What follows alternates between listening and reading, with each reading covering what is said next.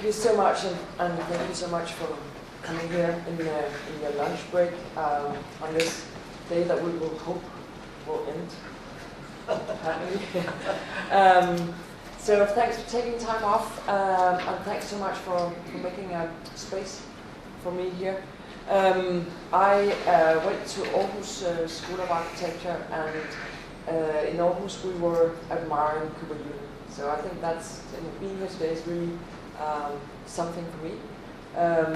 And I think that actually we have 3 Danish students here, which is also amazing to me from home. I have a young architect in my office that went here a couple of years ago, and I think he said it changed his life. So you're doing really great work here.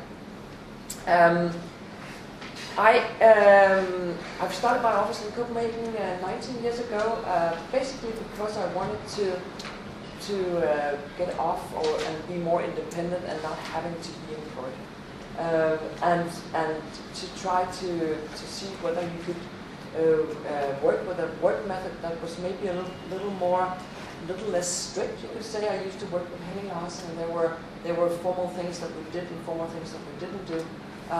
And I really wanted to experiment and to test different ideas and to bring them out, maybe in a sort of arts and crafts way, you must say. So I work very, very sort of hands-on and very much in the model shop.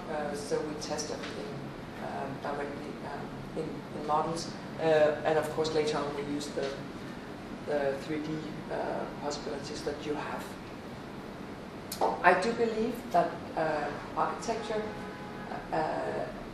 is a unique possibility. Every time you get the possibility or an assignment, or you are assigned, you have to work with a program. I think it's a unique possibility to develop something that is unique, but it has to somehow anchor to the conditions around the site. So our design process is very much about observing, analyzing, and researching around the site and the conditions that we meet here. They can be everything from materiality and climate, but it's very important also to prioritize what is the most important thing at this site. So you don't just heap up information. But in the beginning we do quite a lot of heaping up of information to then sort it out and prioritize and find out what is the most important thing here. Okay, so what do we mean by observing? We can observe climatic conditions here in the ice fjord. This is the climatic conditions here. It's kind of overruling almost everything. We observe building culture and use and users. We observe history and materiality. And we certainly observe the landscapes that we are working in, and in a more abstract way, which is also about looking at it as form. I brought 4 projects here with me, which is all related to landscape. We also do a lot of other stuff in the city and in urban context, but since these kind of relating all to UNESCO protected landscapes, I guess you're familiar with UNESCO, which is the United Nations protection committees, and the UNESCO protected landscapes are all of a world importance, global importance, and a lot of them have is not only protected because of their beauty, but also very much because they have importance for the ecosystem around the world. So 3 of the projects that I'm going to talk about is at the Wadden Sea, and the Wadden Sea stretches all along the coast from Denmark through Germany to Holland, and is extremely important for the migrating birds. This is where they feed when they fly their way from the tundra in the north and down to Africa. And then when you get closer by, as you can see, this is a very sort of low seabed bottom, and there's a lot of tide, which is actually creating this very, very special landscape. This is how it looks like. Everything is flat, so if you look at the formal analysis of this, it's all about the horizon, it's all about the surface and the openness in this landscape.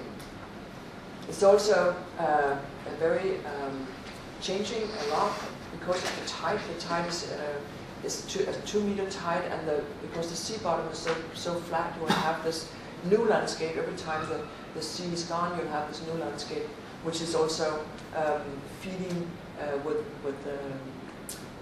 all kinds of worms and oysters and so forth. Is feeding this wildlife out here.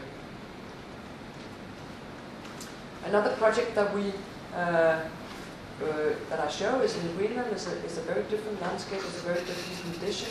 This is in the Arctic. It's actually 250 kilometers north of the Arctic Circle, and the reason why it's protected is that it's an amazing landscape. It's also very unique, and it's also showing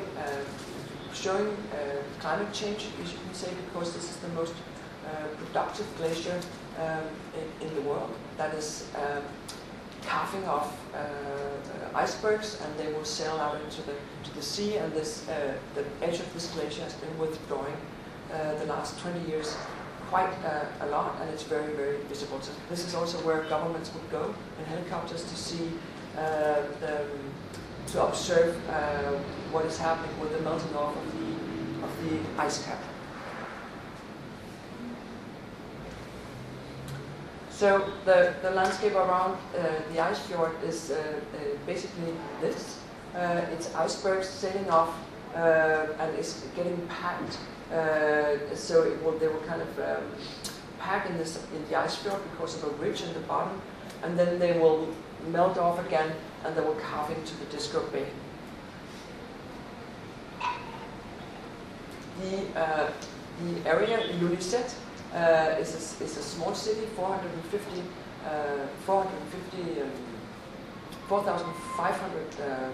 people and 3,000 dogs, because the only way to bring yourself around it would be with a dog sledge in the winter time, and it is a place where you will have snow most of the year. Only for a couple of months in the summertime, the snow will be melting off, and you'll have a quite beautiful summertime. So you have the temperatures is between 2 and 45 Fahrenheit, and the wind will be pretty harsh but quite constant, between 12 and 18 miles per hour, and you will have 3.7 feet of snow during most of the year. So this makes very, very different conditions, because it also has to do with how do you build in this climate. When you have to ship all materials, when you're above the Arctic Circle, you do not have any trees growing, because the cycle is too short. And so you have to bring all materials, also all technology with the cranes and everything that you use to build today, you'll have to bring to the site. And to bring it to the site, you need to do that in the window of 2 months, where the ice is not closing off the seaway. So when you have this, this is a summertime situation, and this is the site where the competition of the Ice Fjord Center is, and it's right on the border of the UNESCO heritage site. And when you see this, you say, okay, it's nice, it's beautiful, but is this really unique? But since you have to build not to be seen from the UNESCO Heritage Park, this is the site that we were given. So you have really, really fragile plants here that you have to take care of, and if you actually erase these plants, they will take you 50 years to grow back. So even though you have this large and amazing nature around you, you also have something that's extremely fragile. So if we go from the ice fjord back to the Wadden Sea, the Wadden Sea Center that is in Ribe, Denmark, is placed on a site that's very historic in a lot of ways. This is where the Vikings would do their trade. They would sail off from here, and they also actually did quite a lot of farming. So the fertility of the ground here was due to the residue from the flooding from the sea, and so you had quite rich and fertile ground here. So when you're not sailing to England and fighting and behaving badly, they would actually stay here and do farming. This is a 17th century farmhouse. So the building culture all the way back to the Vikings is actually very much about wood and straw and so forth. The natural material is of course the landscape here and the Wadden Sea. And this is why we are placing this center here. So and that is very much about, of course, the wildlife, but also about the migrating birds, which is shaping these amazing formations every time they go away, or when they come in the fall or in the spring. They create these formations because all birds will go at the same time. And this is a phenomenon that tourists would come and watch because it has, it's an amazing experience to be in the middle of this enormous bird flock.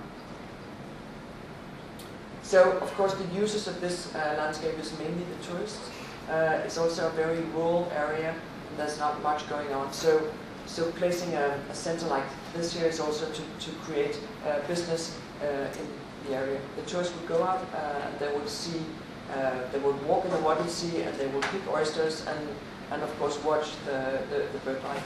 You should never do this alone, because when the tide comes back you cannot find your way to the shore because it's so low. So you would go with a guide, even though it doesn't look very dangerous here. And of course the historic material is very important. The Vikings that would harvest the straw nearby and create these, this is of course a reconstruction of a Viking house made in clay and thatched with straw on the roof. The site is not giving so much back. It's actually the center is an extension to an existing building complex, which is done in the 90s and doesn't have all that much quality, but had to be reused also for economic reasons. So some of the testing was very much about how do we, in a way, integrate this existing building into the new building and create a whole, and to also to, of course, to integrate it much better into the landscape. So a lot of the testing is about how do we embrace this building, and how do we, in a way, create a new complex that is, in a way, taking up the topology of the farmhouses in the area, but in a new and in a way a little surreal scale. So the scale is kind of not in the topology, but it's upscaled, and it has this kind of feeling of surreal. So testing, a lot of this is just a few of them, and of course then working with the light as a possibility to work with it as a material condition. So when the light is reflected from the sea, you have an enormous amount of coloring of the sky. So what happens here is that you get this reflecting from the straw and the sky in a way.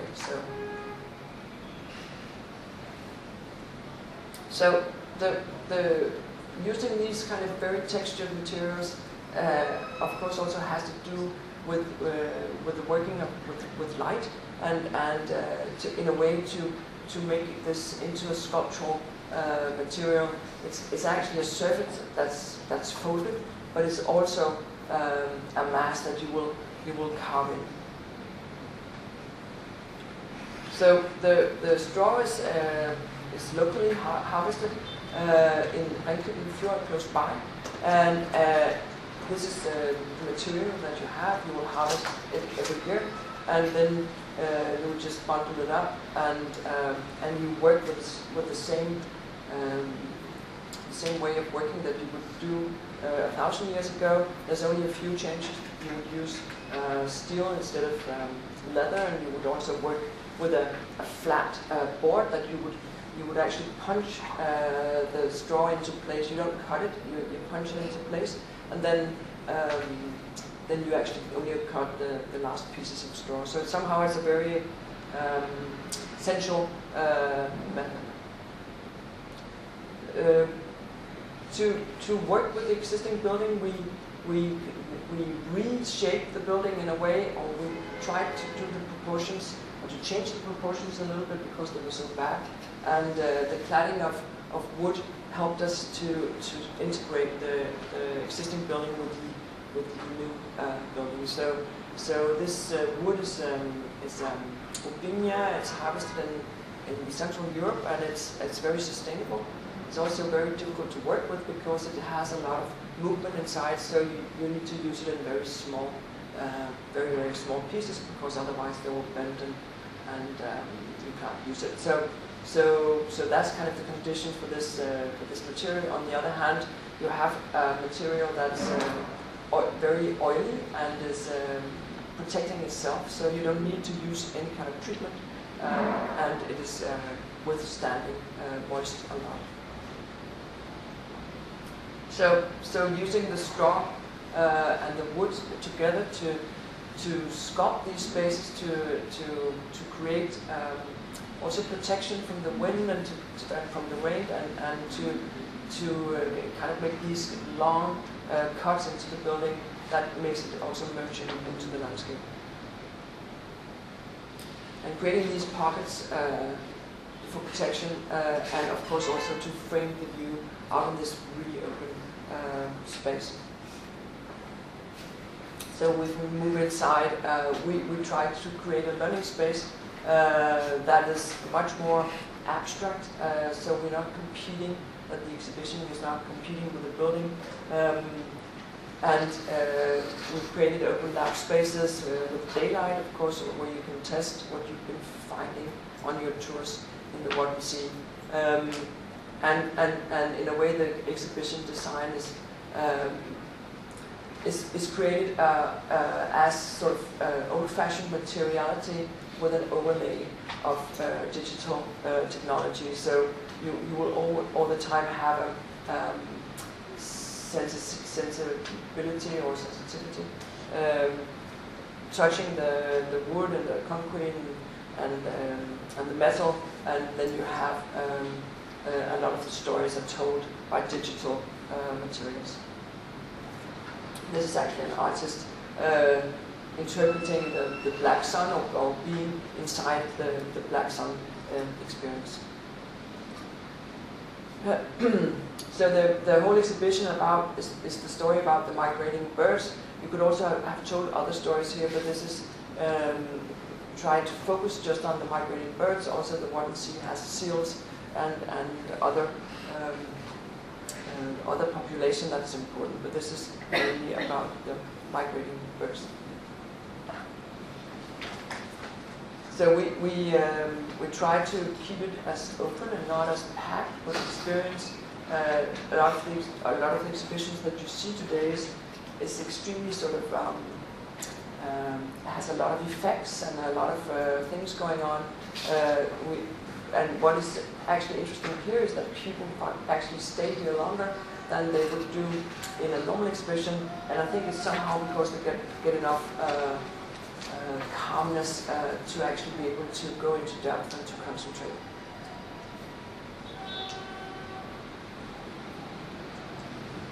I'm working, of course, also with the interior as a part of the landscape, so the floor and the display furniture is somehow part of the landscape, and then you have this abstract folding structure above your head. So moving outside again, it's about also creating an edge, you could say, almost towards the landscape, and framing views. So using this also to enhance the perspective and making the understanding of the vastness of the big plains outside understood. So the interior courtyard is also created, of course, to make a protected space. It's really, really windy out here, and the overall shape of the building is created to also make the wind go on top of the building instead of having just a wall that you read and then you get a lot of turbulence. By creating this kind of soft movement, you will also create a space that is much more protected by the wind. And then, of course, framing the views inside and out is very important. It's about the landscape, about the birds, about everything that's outside. So trying to keep a connection between inside and outside, which is quite difficult when you work with the exhibitions, because most exhibition designers would like to have a black box in a way to work with, and they can use their effects and their technology inside of that. But it actually, we succeeded in getting these kind of relationships to the inside and outside. So here you see what the old building meets the new, and creating the same geometry somehow, but still, of course, showing where's old and so that old, the word old, brings me to the next slide, which is much more about history. It's in Germany. It's placed on. It's also a Water and Sea project. It's actually the trilateral Water and Sea collaboration that has offices here and also a center for meetings and conferences, and also an exhibition. So this is actually the people that works very hands-on with the Water and Sea. They have rangers and they have organizations that will work directly with the labs and so forth. But the site is somehow very loaded with history, because it's one of the two naval harbors in German naval harbors in World War II, and this is where all the submarines were docked. And this site was a former naval base, so you would have the submarine naval staying and living here with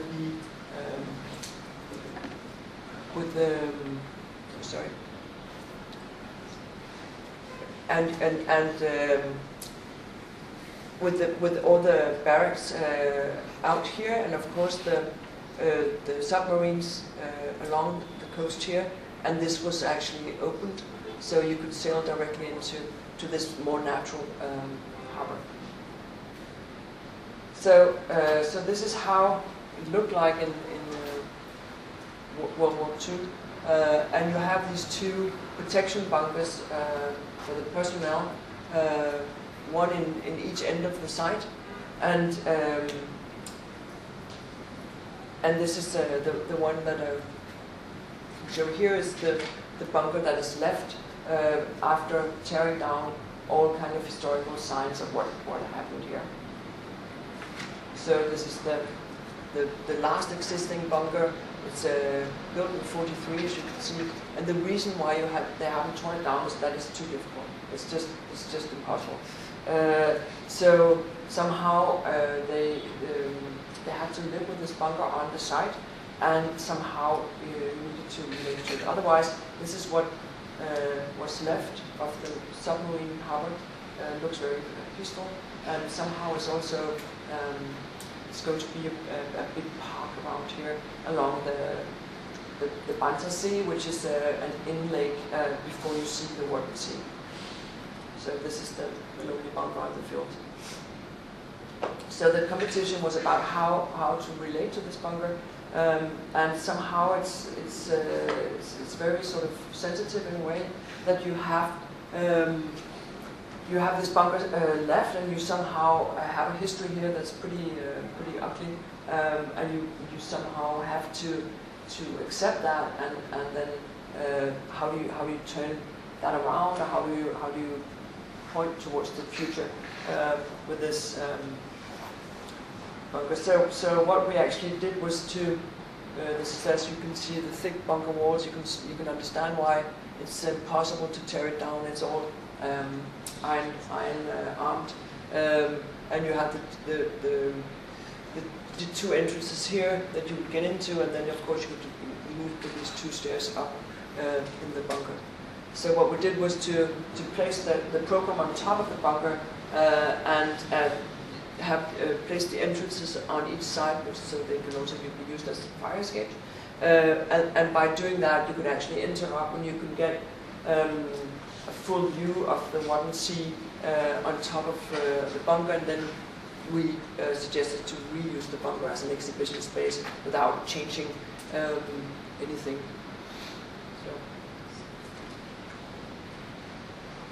So this is basically the strategy is to use the bunker as the foundation in this soft soil, also saving money, but that wasn't, of course, the main point, and using it as a help for the construction here. So it's cantilevered, but it's also resting on the two entrances, and then building up this very light structure on top of it.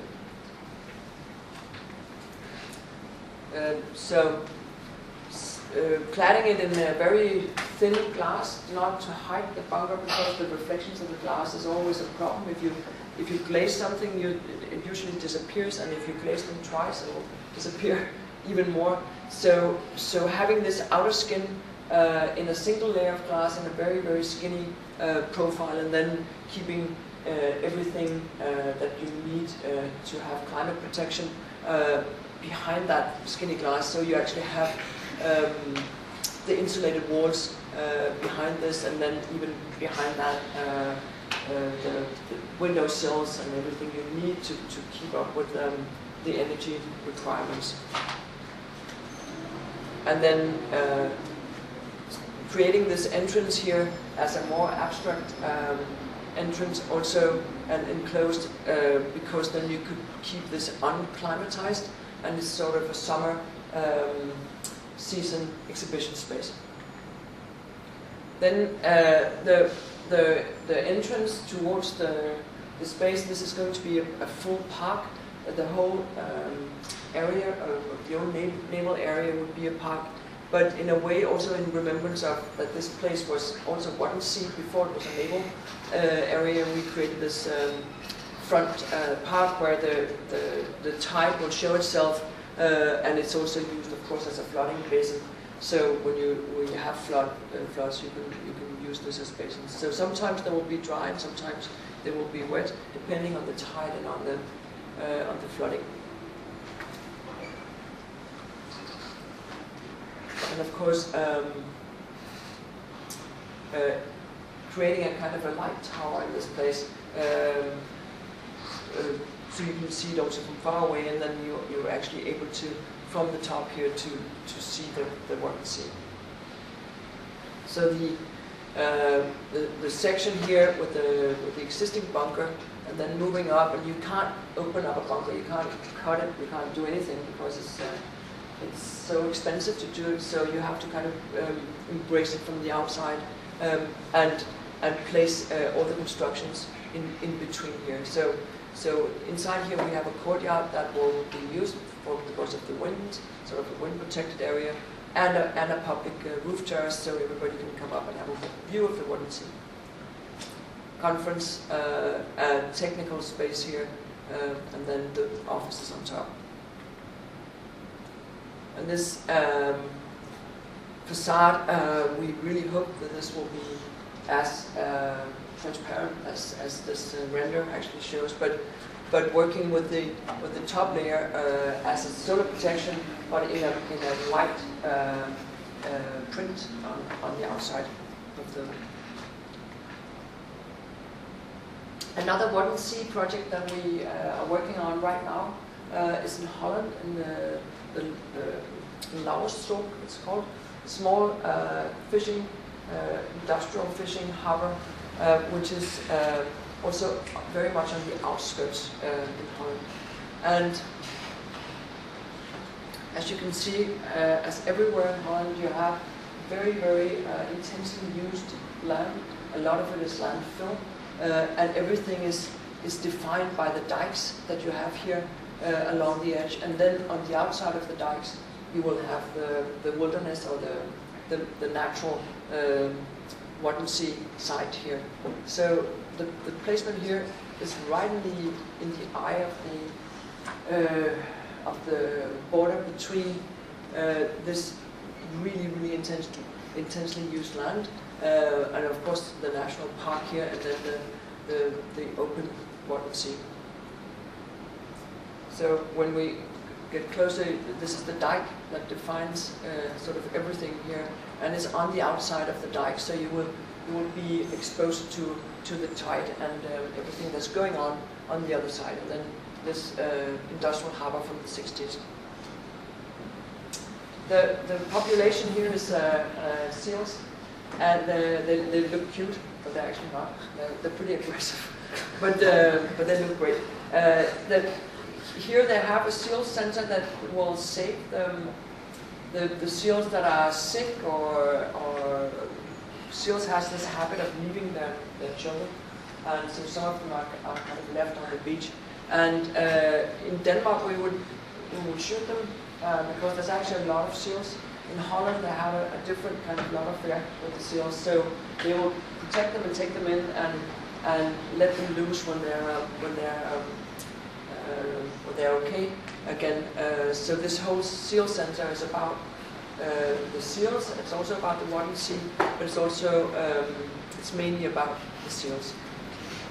And of course the industry on the other side here, the fishing industry, is really the closest context on this site. So the main idea here is to relate from the dike to the Waddensee. It's a landfill area here, right in the harbor. The sun direction is kind of not towards the sea, but in the other direction. And the barriers between the dike and the water are many, as you can see. It's mainly here with the dike, and then of course again at the harbor front. So the main idea is to create a slope that will also measure the tide coming up, the 2-meter tide, and create a relationship to the water that's more organic.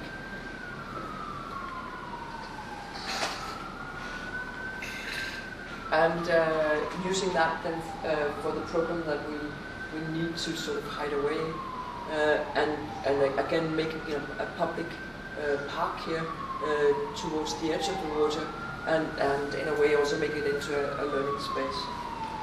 And then I think most of this building is about the movement. It's about the way you view the horizon when you move, because you have a 360-degree horizon when you get up.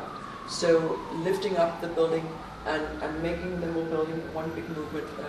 So you have these different views every time you come up towards the seal center, which is on top of the building. So you have the basins, open basins on top of the building. So we lifted up the building on pillars, like an oil platform, you could almost say, also relating to the harbor and the fishing industry. And then it's more like a floating surface that moves to the top of the roof. And by doing that, giving this full horizon view, but in different levels, so you have a different view every time. The program is also a hotel, it's also a business center, conference center, and then of course the seal center, which is very sort of, it's laboratories and it's and the life seals. You see it here. And this is how we looked at the competition. Actually, it's getting smaller and smaller, which is probably pretty good. But entering from the harbor front here, on a ramp up into the building and then moving upwards and around. So here's the section. So mainly the floors are sort of soft ramps that you will move on, and we'll place all the program on that. And then when you get to the top here, you will have the basins with the seals, and this is the seals that are okay just before they will be let loose into the sea again. And the other section going through the exhibition, there's also laboratories, there's also research in this building, so it's all kind of mixed together. In the entrance ramp, entering into the building, and then you start sort of a journey up. And then at high tide, you can use the edge here, so the building will almost be sitting in water, and going to low tide will be a platform. Of course, working a lot with the solar screening, trying to not get the building overheated. So the whole cladding around the building is very much related to the solar screening.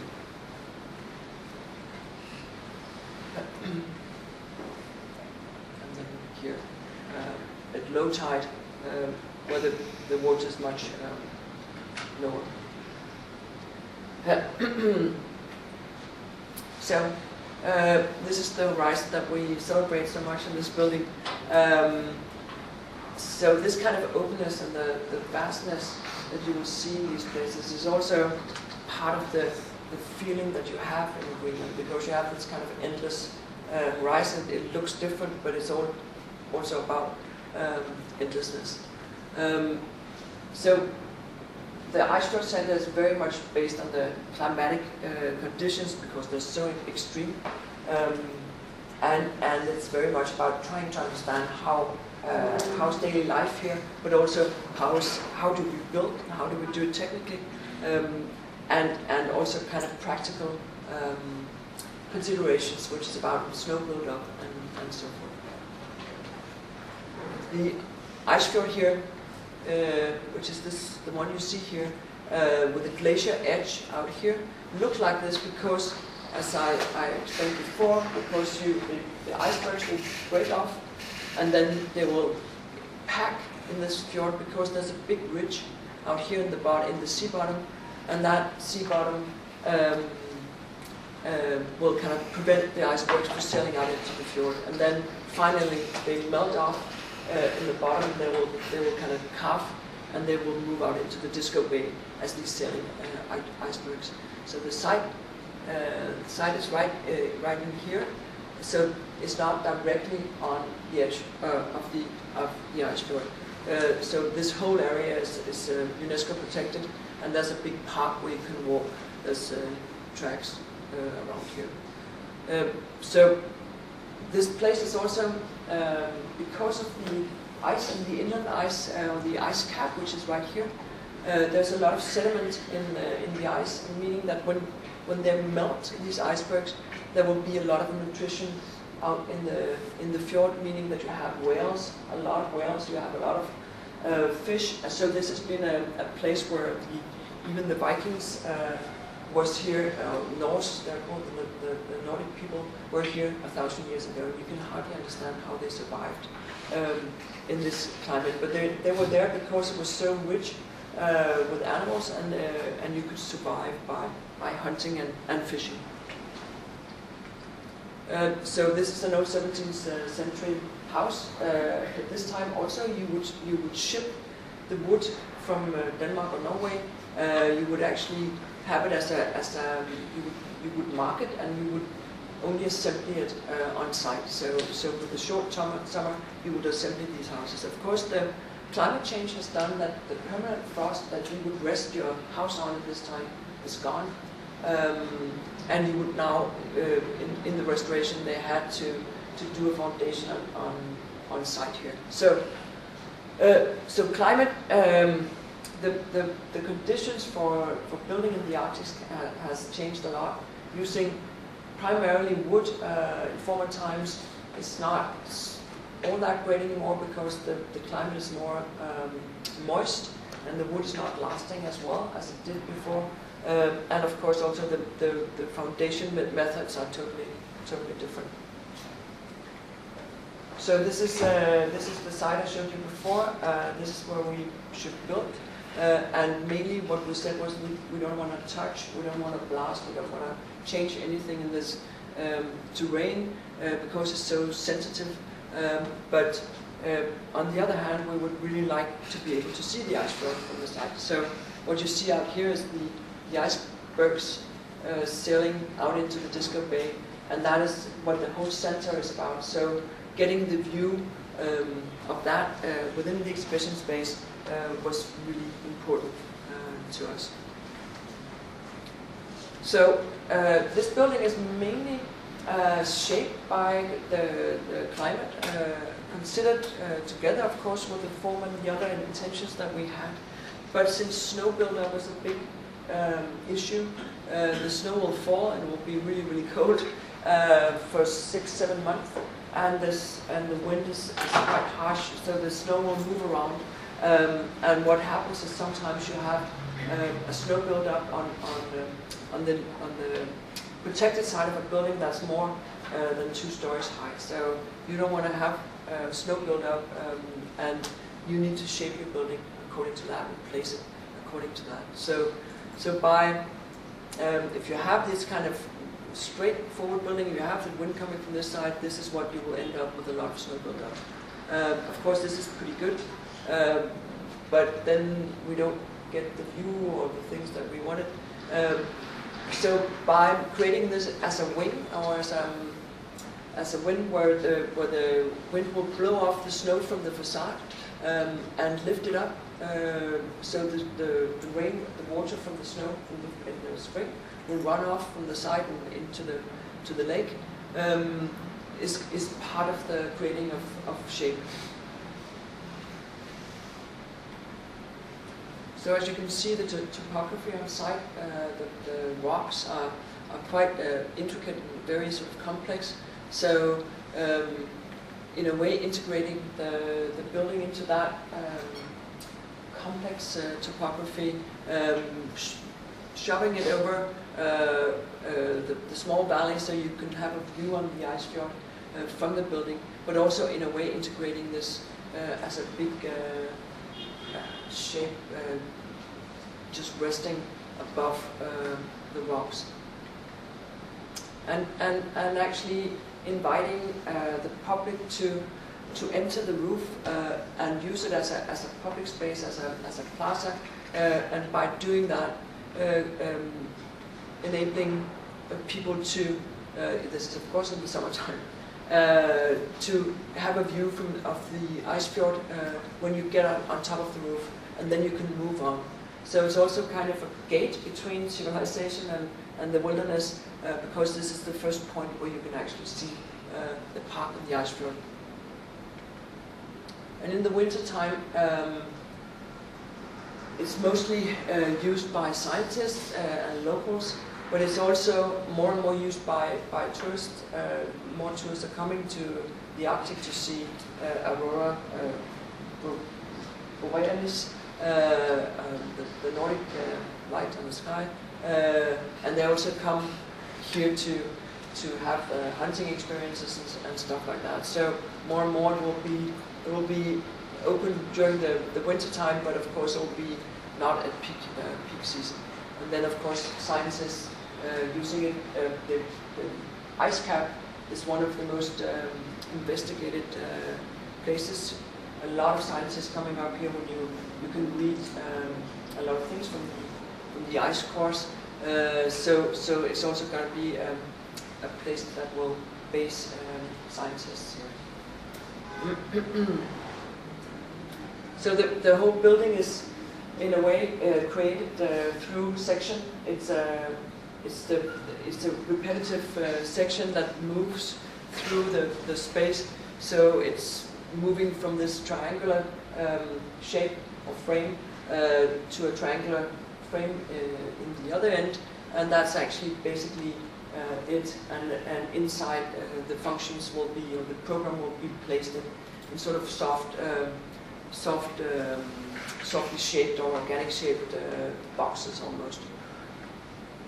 So moving through the section actually changes, and by doing that, you will start with having a connection to the sort of intimate interior space, and then slowly you move towards the outside, towards the view and the ice floor, which is kind of an enormous open space.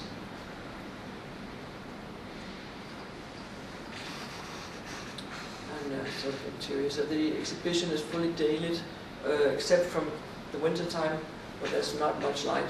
The 30th of November, the sun will set and actually not show itself for 6 weeks, so you have complete darkness, or you actually have the reflections of the snow, so in this kind of moonlight, which is quite amazing. And then the 12th of January, the sun will show itself again over the horizon, and actually the locals will, exactly on this place, actually on the hill here, they will gather and celebrate the reunion with the sun. So we hope that they will use the house as a place, as a hill, as a celebration place. The sun will come up for 40 minutes and then go down again. So that's a quick celebration. Anyway, so we've been so fortunate to work with these amazing sites and UNESCO protected sites, and you can be happy that they are protected by UNESCO. But I think there's it's kind of changed also our way of working with landscapes quite a bit, and also the understanding of the sensitivity of these landscapes.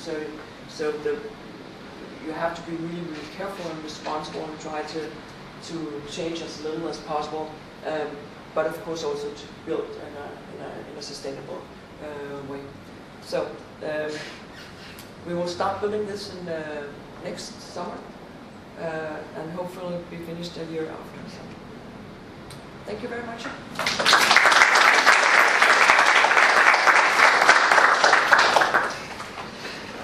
I hope there's some questions. No? Maybe I can just break the ice. Yeah. And say thank you so much for sharing your wonderful work. I know you're teaching at Cornell now. I'm not sure if you've had the opportunity to teach at other schools in the US, but might you share with us how you see some of the differences in pedagogy between where you come from and how teaching and the kind of emergence into the profession seems to be happening here, and what your reflections are on these kind of initial moments of thinking about architecture. Well, right now in Cornell we're teaching actually an Arctic studio, so we've been to Greenland with the students, and we've been working a lot with the analysis of the plays and trying to understand, you know, how to insert buildings into this landscape, but also of course the reality of the Arctic, which is also about a lot of interest from around the world. We have Chinese interest with oil and the natural gases, and there's a lot of things going on, and then you have this this kind of remote place in the world. So I think that with this studio, maybe there's, as far as I could understand from the students, is that they're not used to doing too much analysis first, and that there's I think the schools are very different, and that's what I can see, or can see from the work that that is published, and there's a different focus on different schools, but the students that I've been working with here is definitely very not very interested in context or in the contextual relationship. So a lot of work is about form, which I think basically is great. It's great for students actually to be able to work very so very concentrated only on developing form, because when they come out, it'll be difficult. I mean, so I think creating a basic understanding of how to develop form, I think is one of the main targets that you should reach in architecture school. But on the other hand, there's this relationship of you could almost say being the sensible architect. Does it give any meaning? This what I'm doing? Does it have a relationship to society? Does it have a relationship to even to the place that I'm building? Doesn't seem to be so present. But maybe I've only worked with 12 students, so maybe it's just my studio that we've been pushing a lot to leave working with form before you understood where you were. But I think, on the other hand, I think there's some extremely interesting research going on that I would not see very much in the Scandinavian schools. I think the research-based, the sort of very excellent research that's going on is also shaping the students in other directions that we will not see in Scandinavian schools. I think the Scandinavian schools are very, they have a high level, but it's very, it's sort of based on the same level where you have these excellency towers here that is very inspiring.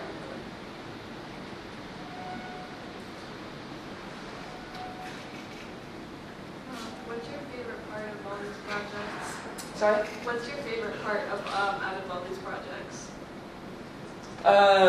You mean my favorite project, or my? Or like just like, is there a piece of one project that you like more than the rest, or? Well, I think what I like, or what I think is the driver of everything, maybe is the moment where you where everything comes into place, and where you've been pushing and you've been frustrating and you've been testing, and I think when you kind of get this breakthrough where things start to come into place and the argument around the form is somehow natural, that I think that's what you live for, right? That's my favorite place. Yeah. I'm very much fascinated by how natural your projects are, in the sense that I feel a strong sense of you embracing the fact that architecture by nature is man-made construction, but also it's so natural in these nature as well.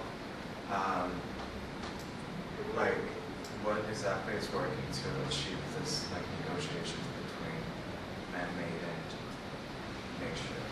Or what do you think in architecture is the nature?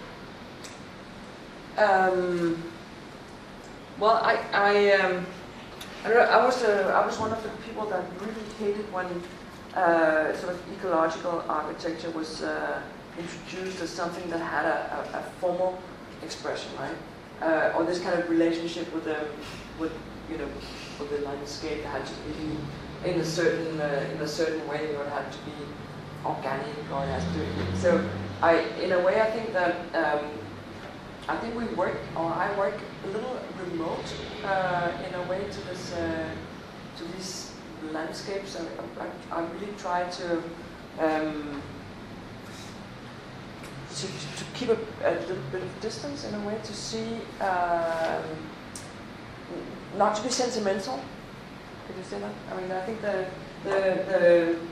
you could easily, when you are in these amazing places, you could get very sentimental, and that will spoil everything, because then you cannot take the right decisions. Then it will become romantic almost.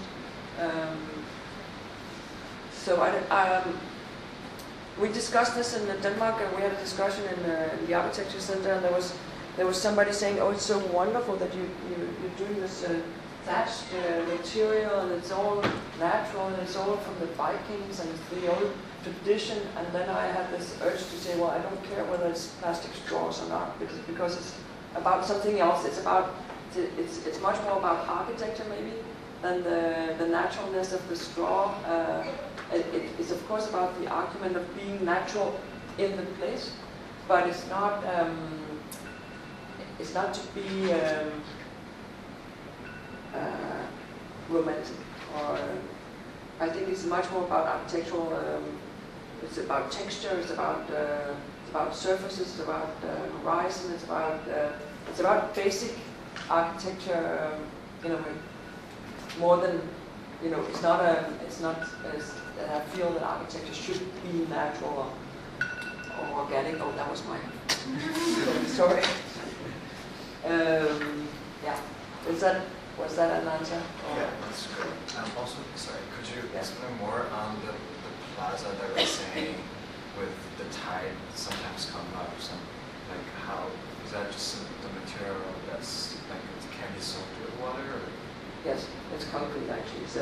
It's probably the only material that you can use that is flooded. It's flooded like twice a day. Of course, the tide always changes time. It will also become really slippery with the sediment from the sea, and so we need to treat it in a way so it's possible to use it even though it's really sort of dirty and rough. So the water comes from bottom down? No, the water comes from the sea. So the sea rises 2 meters a day. So in the harbor, everything, the ships, everything is kind of lifting and sinking according to the tide. Yeah. I was wondering, because most of the projects you've shown are more in a rural context, what is your approach to urban projects when you start working in Copenhagen, for example? What do you start when there is no this virgin nature or strong thinking houses? What's your approach to it? Yeah, in a way, this is not as complex as working in a city environment, and that's where we actually been working most of the office life. What I think really drives me when working in the urban context is the complexity that you have. The typological and formal complexity, but also the whole condition around the social complexity and the economic complexity. Usually, you will always have to kind of give something back. Your client will be somebody that has a commercial interest, and you would also like to give something back to the urban context that doesn't have, so all this negotiating between different interests and also different typological differences is probably what is driving us when we work in the urban context. And I think that I really, really like to solve sort of complex knots of in an urban context, but it's much more about solving, I think, also the formal problems, of course, but how you create urban space with what you do. So you're not sort of placing an object inside a fabric, but you also, with the object that you're placing, is also changing the urban fabric around you. I think. What I like quite a bit about the 4 projects you've shown, and I can see it also working quite well in an urban situation, is it's not context as an alibi. Mm-hmm. It's not architecture hiding within a context. It's not attempting to disappear and in that way become either romantic or, let's say, pragmatically or moralistically responsive to the nature. But each of the interventions are unapologetically architectural. And what they do that I think is just fantastic as a contextual argument is they make you see the context in a different way. They make you, in both cultural and natural, on what I would say kind of an equal world. That there's not nature over here and culture over here, but there's context, and we're all in it in a way. And the architecture puts that into tension that lets us see it in a different light. Wonderful to see.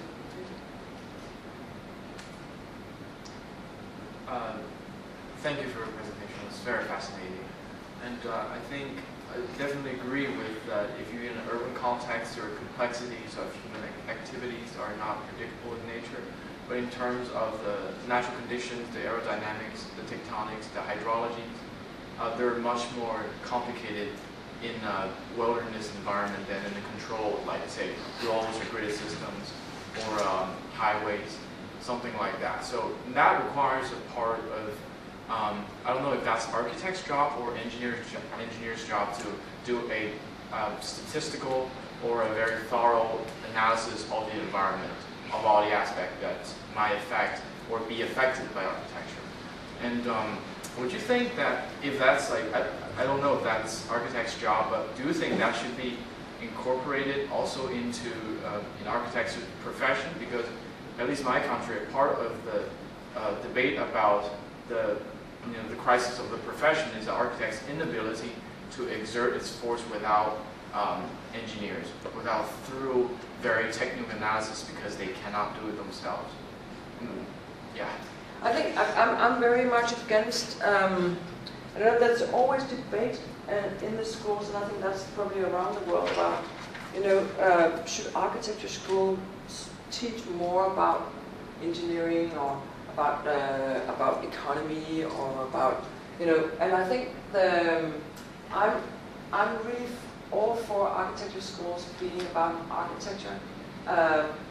But I think what is important is to understand that there are other experts around you that you need and that you need to collaborate with, and it's really important to listen and to, in a way, use the knowledge that surrounds you with these other experts, to use it in a positive way. So it's an opportunity, in a way, to get inspired, also with your expertise, form, and so forth. So I think there's, I don't think you will be able, there's schools also now in Denmark that is kind of combining engineering and architecture, and I don't think that you can become excellent in any of these disciplines in such a short time.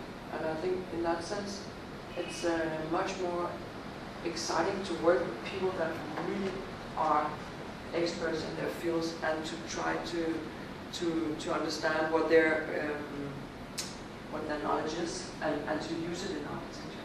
Was that? I think that's very nice. Yeah. Thank you.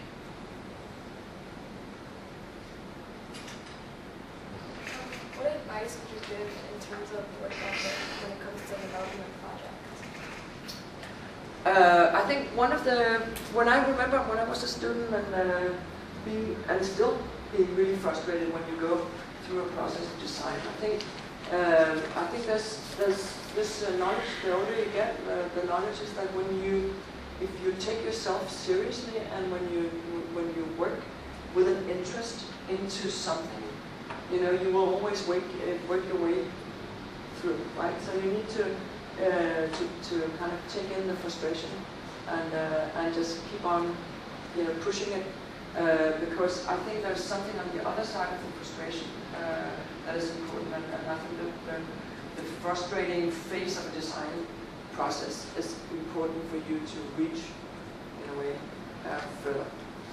And not that you have to work, 24 hours a day, but I think there's an amount of work that you need to do to get somewhere. I mean, and you need to somehow get into the flow, and that takes time to do.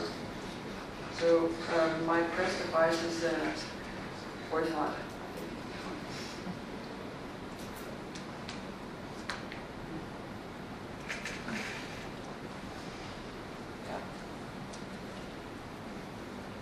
No other questions? I think you have one? No.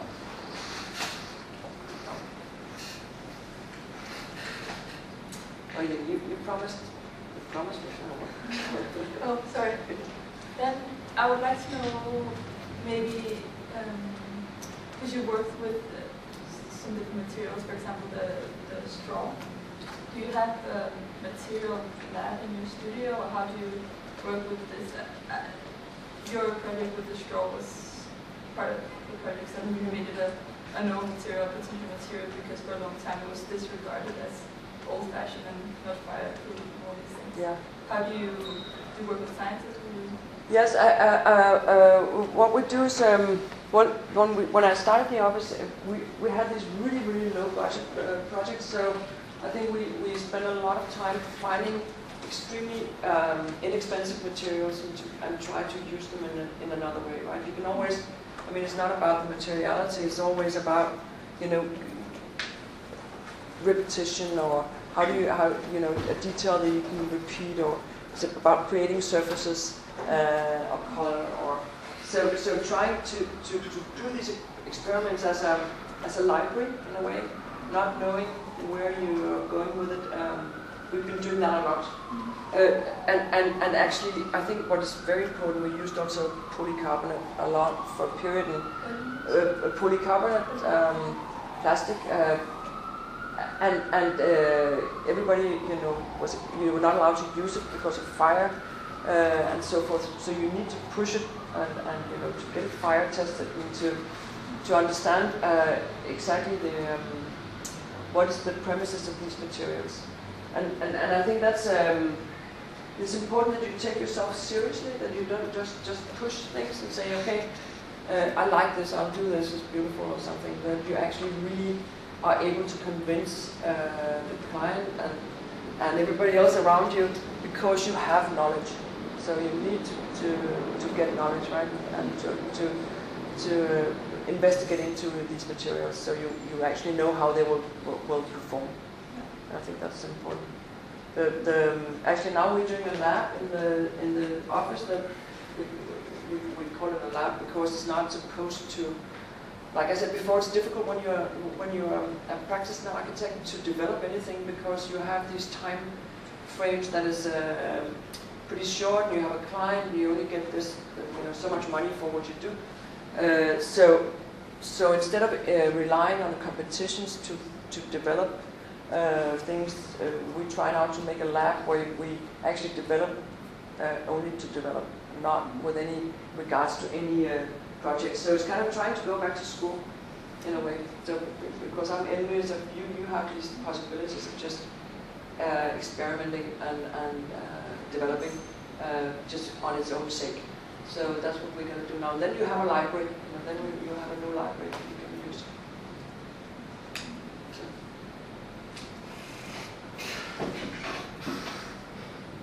Yes. Thank you very much.